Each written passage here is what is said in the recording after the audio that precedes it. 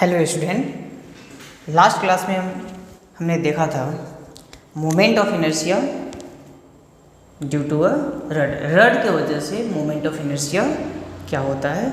आज के लेक्चर में कंटिन्यू करेंगे moment of inertia of a ring of mass m and radius r। एक रिंग है जिसका मास m है और इसका रेडियस कितना है, r है। एक्चुअली इधर कैपिटल आर लिए ना, तो इसीलिए यहाँ भी आर लिख लो, radius R. About an axis passing through centre of the ring and perpendicular to plane of the ring. कहने का मतलब समझिएगा कि ये जो है ना एक रिंग है, तो रिंग का एक्सिस ये है। अगर रिंग ऐसे रखा हुआ हो तो एक्सिस ऐसे हो जाएगा, देखिए एक्सिस ऐसे होगा। तो हमसे बोल रहा है क्या ना, about an axis passes through centre, तो सेंटर से तो जा रहा है, and perpendicular to plane of ring.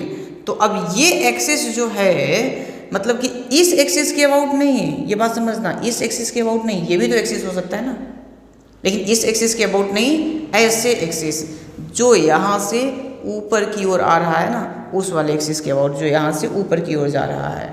Means यहाँ पे अगर एक परपेंडिकुलर रखते हैं ना, इस एक्सिस के अबाउट। अब देखो ये जो है ना, इस सरफेस, इस प्लेन के परपेंडिकुलर तो है ना, ये इसके बीच का एंगल 90 डिग्री है, तो इसके अबाउट पूछ रहा है। मीन्स ऐसा एक्सिस जो सेंटर से जाए और इसके प्लेन के परपेंडिकुलर हो। तो रिंग जो है, पहले मैं आपके साथ डिस्कस किया था कि छोटे छोटे एलिमेंट से मिलकर के बने होते हैं। तो एक छोटा सा एलिमेंट कट किया dl, यहाँ से थीटा एंगल पे छोटा सा d थीटा एंगल सब्सटेंड किया dl। तो अगर dl का जो छोटा सा लेंथ dl है, अच्छा ये पहले देखिएगा, ये l, ये r, ये थीटा। तो l इक्वल्स टू क्या होता है, आर थीटा।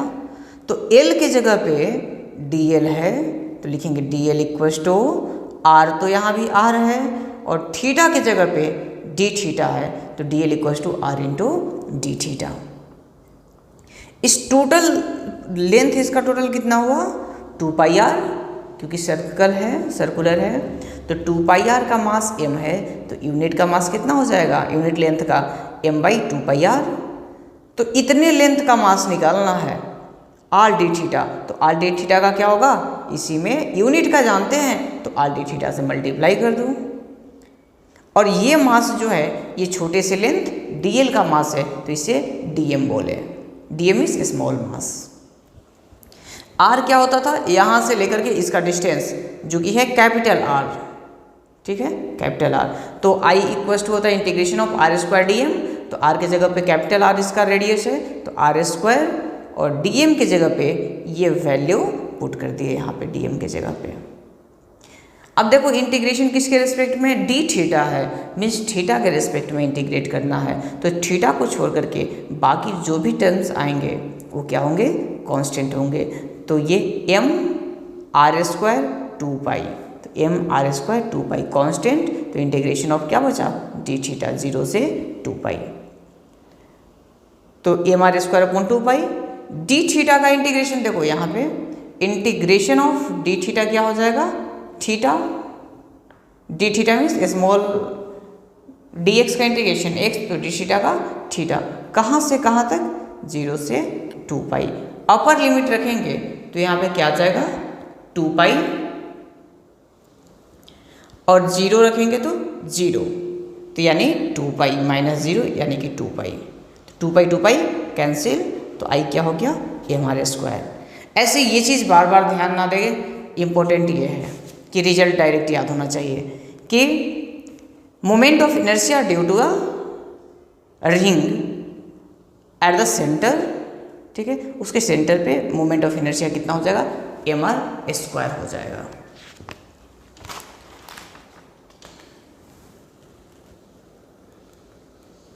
एक क्वेश्चन देखते हैं, एक रिंग है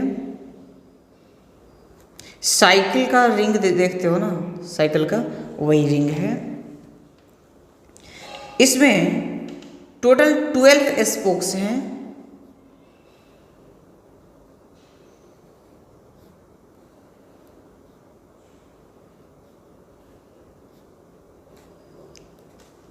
स्पोक्स हैं और एक स्पोक का मास वो है 20 ग्राम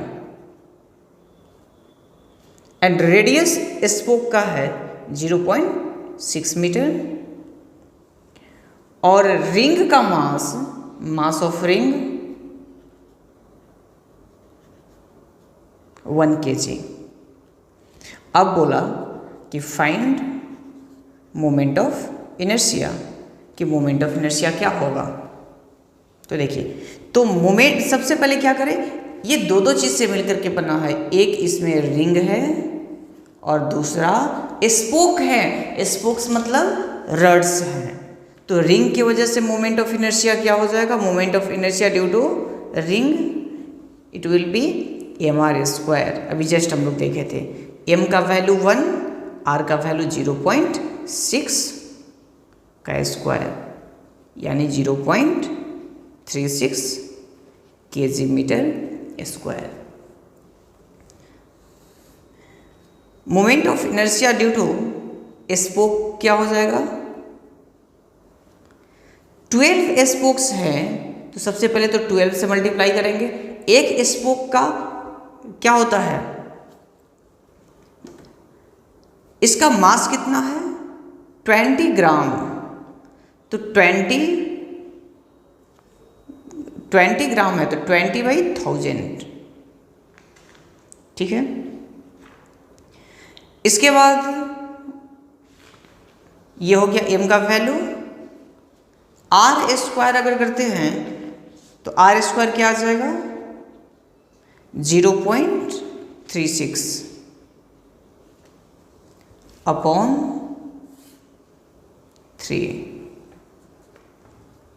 mr² upon 3 0.0288 kg metre square.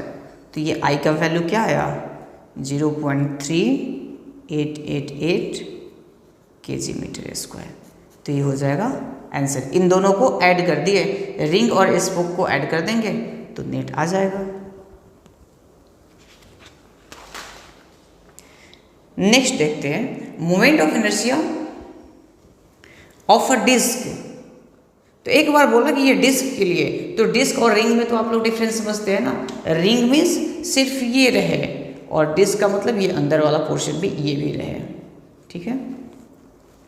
तो moment of inertia of a disc of mass m, इसका मास m है एंड रेडियस r है, about an axis passing through centre of disc and perpendicular to plane of the disc, means इसके सेंटर से ऊपर की ओर गया हुआ है ऐसे, ठीक है। मीन्स अगर ये ऐसे है ना तो इसके सेंटर पे ऐसे ऊपर की ओर, उसके अबाउट। तो सबसे पहले देखो डिस्क में मैं आपको बताया था कि स्मॉल एरिया कंसीडर करते हैं। तो यहाँ से r डिस्टेंस पे छोटा सा ये dr लिए, r डिस्टेंस पे एक छोटा सा एलिमेंट कट किए dr, और इसका छोटा सा एलिमेंट जो dr था उसका एरिया कैसे निकालेंगे। तो आप जानते हैं कि अगर इसका एरिया फाइंड करना है तो कैसे निकालते हैं, pi into capital R² minus pi into small r²। Means बाहर वाले एरिया में से अंदर वाले एरिया को माइनस कर देंगे, तो वही काम किए और इसको सॉल्व करेंगे तो ये आ जाएगा dA, मीन्स ये स्मॉल एरिया निकल गया। अब सोचो कि इसका लेंथ कितना था, सॉरी एरिया, टोटल एरिया कितना है इसका पाई r²। तो पाई r² का मास है m, तो यूनिट का मास हो जाएगा m अपॉन पाई r²। अब देखो हमें कितने का मास चाहिए, स्मॉल एरिया का मास चाहिए इतने का, तो 2πr dr, तो 2πr dr का कितना हो जाएगा, एक का जितना है उससे इसको मल्टीप्लाई कर दे, तो इससे ये जो मास ये आया वो क्या है स्मॉल मास है, इसका मास है, तो इसका मास यहाँ पे आ गया। अब हमसे बोला कि मोमेंट ऑफ इनर्शिया, हम बोले कि स्मॉल मास की वजह से मोमेंट ऑफ इनर्शिया डी, छोटा सा मोमेंट ऑफ इनर्शिया है, और वो क्या होता है dm इंटू आर स्क्वायर। तो dm के जगह पे ये वैल्यू रख दिए और r के जगह पे तो r रखेंगे आर स्क्वायर। और नेट फाइंड करना है मोमेंट ऑफ इनर्शिया, तो इसको क्या करें, इंटीग्रेट कर दे। देखो यहाँ आर डी आर है, मीन्स आर को छोड़ करके, आर डी आर को छोड़ करके बाकी सब कांस्टेंट, तो 2m upon capital R square ये बाहर आ गया, r square into r cube into d r cube का इंटीग्रेशन क्या होगा, आर का पावर 4 अपॉन 4, और 0 से आर तक करना है तो अपर लिमिट में आर रखेंगे माइनस लोअर लिमिट 0, तो आर माइनस 0 यानी कि 0, सॉरी आर का पावर 4/4 माइनस 0 यानी आर का पावर 4/4, तो इसको करेंगे तो ये आएगा। तो moment of inertia half mr square, ठीक है।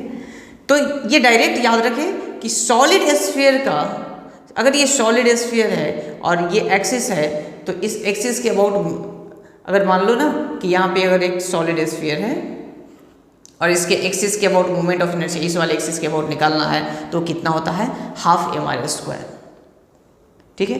ये डायरेक्ट याद रखें। और रिंग के वजह से कितना था, रिंग के वजह से था mr स्क्वायर, मीन्स अब देखना डिस्क के वजह से मोमेंट ऑफ इनर्शिया आया हाफ mr स्क्वायर और रिंग का mr स्क्वायर, मतलब किसका रोटेशन आसान है, डिस्क का, जिसका मोमेंट ऑफ इनर्शिया कम होता है उसका रोटेशन आसान होता है। तो next moment of inertia of A hollow sphere, एक हॉलो स्फीयर है, about an axis passing through the diameter, मतलब एक्सिस जो डायमीटर से पास कर रहा है इसके अबाउट मोमेंट ऑफ इनर्शिया। अगर इसको करना है ना तो इसमें क्या करेंगे, एक छोटा सा रिंग कंसीडर करेंगे, उसके बाद इसको इंटीग्रेट करके फाइंड करेंगे।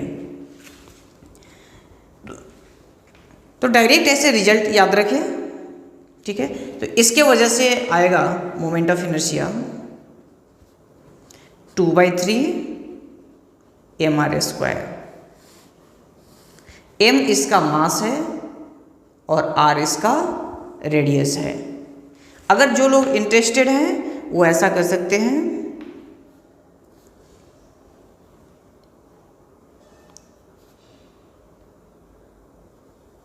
कि एक रिंग कट करें,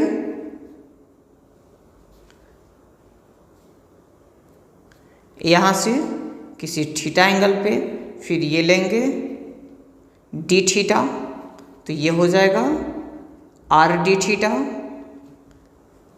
तो एक्चुअली अब सोचो कि यहाँ से थीटा एंगल पे जो कट करेंगे ना, तो जो कट करेंगे वो एक रिंग होगा, रिंग कट होगा।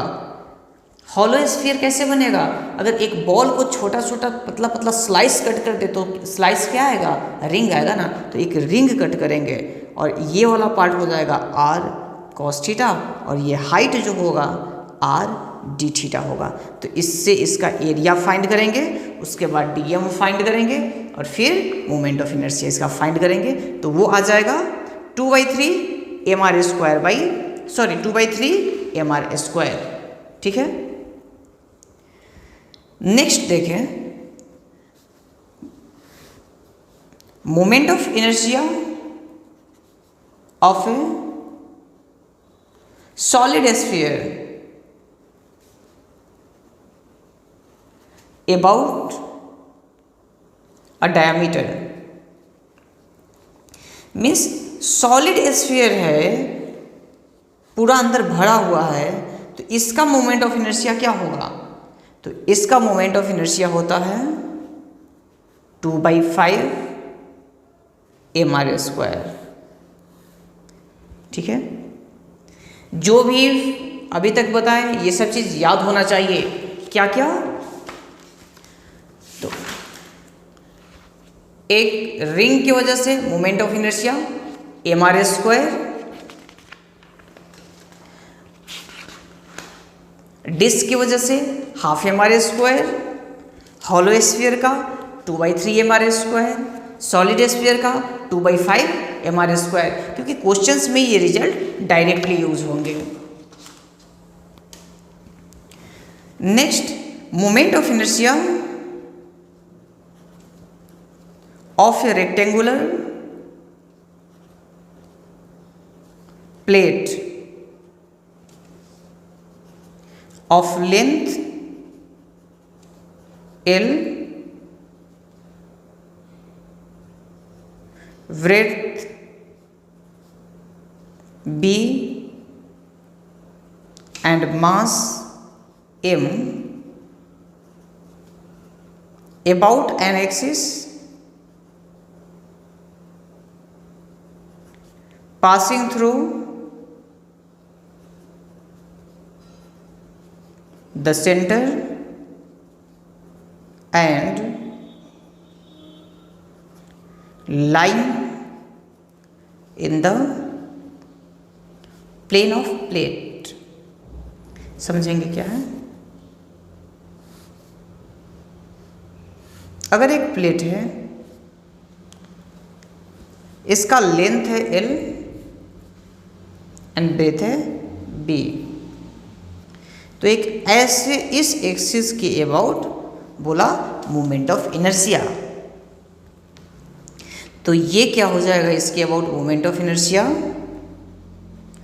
ml² upon 12। याद रखें ml² अपॉन 12। अब दिमाग में आएगा कि सर अगर इसी का इसके अबाउट, इस एक्सिस के अबाउट देखें तो देखो ये लेंथ है L, ये लेंथ है B, तो इसमें मोमेंट ऑफ इनर्शिया हो जाएगा mb² अपॉन 12।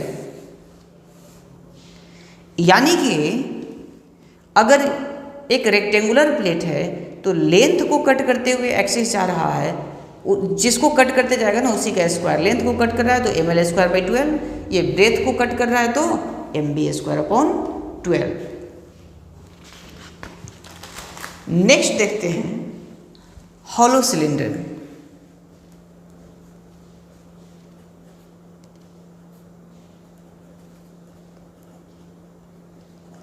हॉलो सिलेंडर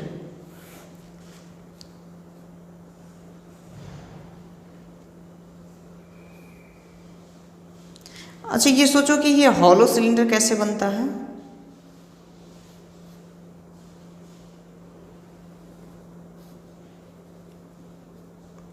तो एक रिंग के ऊपर दूसरा रिंग, उसके ऊपर फिर रिंग के ऊपर रिंग रखते चले जाए ना तो हॉलो सिलेंडर बनेगा।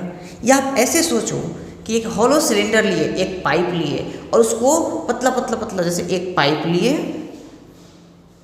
और इसको ऐसे कट करने लगे, पतला कट कर दिए स्लाइस में। जब इसको पतला कट करेंगे तो जो एक एक पार्ट मिलेगा वो कैसा पार्ट मिलेगा? रिंग की तरह मिलेगा। मीन्स ये हॉलो सिलेंडर को अगर कट करें तो ये क्या मिलेगा? एक रिंग मिलेगा। मीन्स एक रिंग का मोमेंट ऑफ इनर्शिया क्या होता है? mr²। तो ये इस वाले एक्सिस के अबाउट, तो हॉलो सिलेंडर का भी इस एक्सिस के अबाउट क्या होगा? mr², क्योंकि वो भी तो रिंग से ही मिलकर के बना है।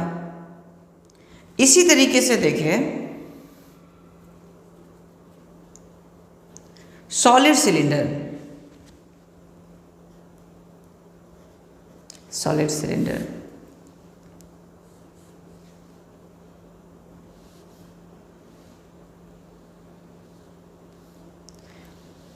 अब खुद बताएं कि अगर सॉलिड सिलेंडर को कट करें तो वो क्या बनेगा? डिस्क बनेगा। मीन्स एक कॉइन के ऊपर एक कॉइन के ऊपर एक कॉइन रखते चले जाए ना तो वो क्या बनेगा? एक सॉलिड सिलेंडर बन जाएगा। तो वो कॉइन क्या है? डिस्क है। तो ये डिस्क बनेगा। तो इसका मोमेंट ऑफ इनर्शिया क्या हो जाएगा? mr² upon 2, mr² upon 2। अगर एक रेक्टेंगुलर प्लेट है, लेंथ L और ब्रेथ B, और इस एंड के अबाउट पूछा जाए ना तो ये होगा मोमेंट ऑफ इनर्शिया। आगे इसको एक्सप्लेन भी करेंगे कि कैसे आएगा। ml²/3। अगर इसके अबाउट रहे तो इसके अबाउट मोमेंट ऑफ इनर्शिया क्या हो जाएगा, mb²/3। ये है L, ये है B। देखो ना, ये L इस जिसको कट करे, L लेंथ को कट कर रहा है ना, ml² ब्रेथ को कट कर रहा है ना, तो mb²/3। ये चीज़ आगे अभी हम एक्सप्लेन भी करेंगे और तरीके से कि कैसे आता है। नेक्स्ट हेडिंग देखते हैं, पैरेलल एक्सिस थ्योरम। बहुत ही इंपॉर्टेंट थ्योरम है। पहले इसका स्टेटमेंट देख लेते हैं। This theorem is used to find the moment of inertia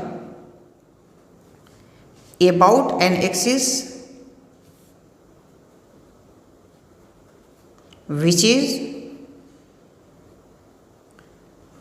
parallel to the axis passing through the center of mass and at a distance d away from it। बात समझेंगे क्या बोले, बोला कि ये पैरेलल एक्सिस थ्योरम कब हम use करते हैं, तो this theorem is used to find the moment of inertia about an axis, मतलब उस एक्सिस के about moment of inertia which is parallel to the axis passing through centre of mass. जैसे कि सेंटर ऑफ मास, इसके about अगर आप moment of inertia जानते हैं तो इसके पैरेलल एक्सिस के about moment of inertia find कर सकते हैं। जैसे कि एक रिंग है तो रिंग के इस एक्सिस के अबाउट मोमेंट ऑफ इनर्शिया जानते हो ना, सेंटर ऑफ मास तो बीच में ही होता है रिंग का, तो इस एक्सिस के अबाउट आप मोमेंट ऑफ इनर्शिया फाइंड कर सकते हो। किसके हेल्प से, पैरेलल एक्सिस थ्योरम के हेल्प से। ठीक है, और वो क्या है ये समझिएगा।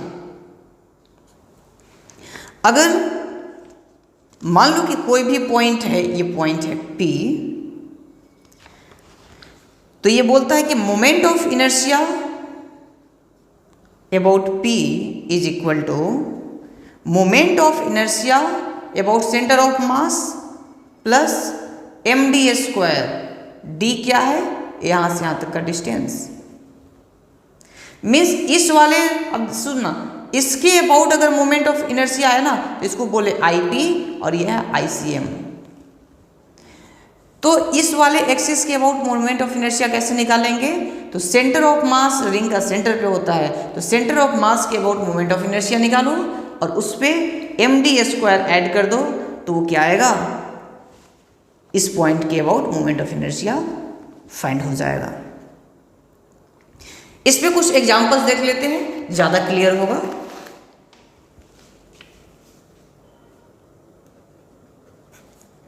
एक रड है,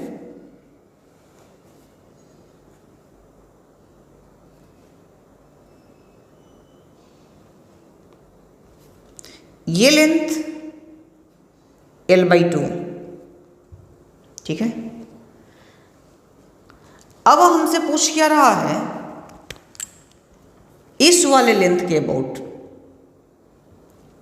नाम दे दो PQ, कि moment find moment of inertia about PQ के अबाउट मोमेंट ऑफ इनर्शिया क्या होगा। ये इन दोनों का सेंटर है, मीन्स ये लेंथ L/4 और ये L/4, ये टोटल L/2 है ना, तो इसका हाफ ये है और हाफ ये है, L/4 और L/4। तो इसके अबाउट जो मोमेंट ऑफ इनर्शिया आएगा उसको बोलेंगे I centre of mass moment of inertia about centre of mass means इस वाले लाइन के, ये हम जानते हैं, इसके अबाउट जानते हैं क्या होता है ml² / 12। इसके अबाउट अगर फाइंड करना है तो हम यही बोलेंगे ना मोमेंट ऑफ इनर्शिया। अब इसी के पैरेलल तो ये एक्सिस है, तो पैरेलल एक्सिस थ्योरम लगाओ। Moment of inertia about PQ is equal to moment of inertia about centre of mass plus md²। और सेंटर ऑफ मास के अबाउट कितना है ml² / 12। और ये md², d क्या था, यहाँ से यहाँ तक का डिस्टेंस, ये था d। इस सेंटर ऑफ मास से लेकर के इस एक्सिस का डिस्टेंस कितना है l/4, तो l/4 का स्क्वायर। तो क्या हो जाएगा ml² / 12 प्लस ml² / 16, LCM लेकर के ऐड करें तो ml² / 48, ये हो जाएगा आंसर। एक और क्वेश्चन देखते हैं। एक रड दिया हुआ है, इसका mass m and length l। इस एक्सिस के अबाउट पूछ रहा है, ये एक्सिस है PQ और ये इस एक्सिस के अबाउट आप जानते हो, तो find moment of inertia about PQ के अबाउट मोमेंट ऑफ इनर्शिया क्या होगा। आप जानते हैं कि इस रड का इसके इस वाले एक्सिस के अबाउट मोमेंट ऑफ इनर्शिया क्या होता है 0, तो सेंटर ऑफ मास के अबाउट मोमेंट ऑफ इनर्शिया 0। और आप ये भी जानते हैं कि moment of inertia about PQ, यही तो सेंटर ऑफ मास यहीं पे होगा ना, इसका सेंटर ऑफ मास यहाँ बीच में होगा, इसी के अबाउट तो एक्सिस जा रहा है और इस एक्सिस का होता है 0 और इसके ये पैरेलल है, तो पैरेलल एक्सिस थ्योरम लगा दें।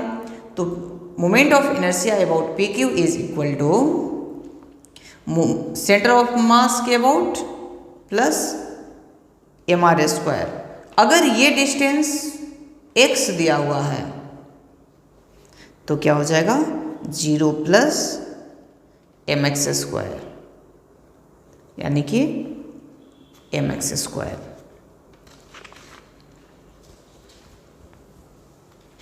एक दो और एग्जाम्पल इस पे देखते हैं।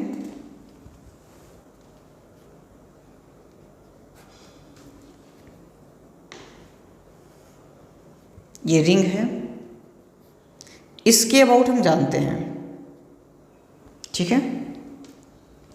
ये क्या है रिंग है, रिंग। तो इसके अबाउट क्या होता है mr², इस वाले एक्सिस के अबाउट।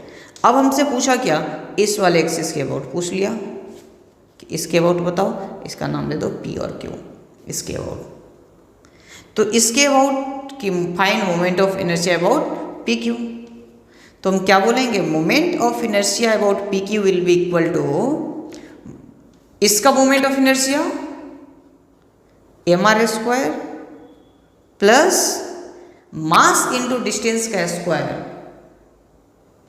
तो मास कितना है, मास है m, डिस्टेंस यहां से यहां तक कितना है r, तो r का स्क्वायर यानी कि 2mr²। एक और एग्जांपल देखिएगा। अगर एक डिस्क दिया हुआ है, डिस्क, इस वाले एक्सिस के अबाउट हम जानते हैं कितना होता है mr² / 2 और इस वाले एक्सिस के अबाउट पूछना है, तो क्या करेंगे इसका mr² / 2 plus mass into distance का स्क्वायर।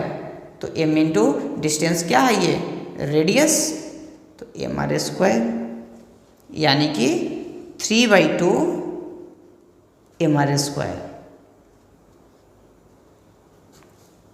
अगर एक हॉलो स्फीयर है,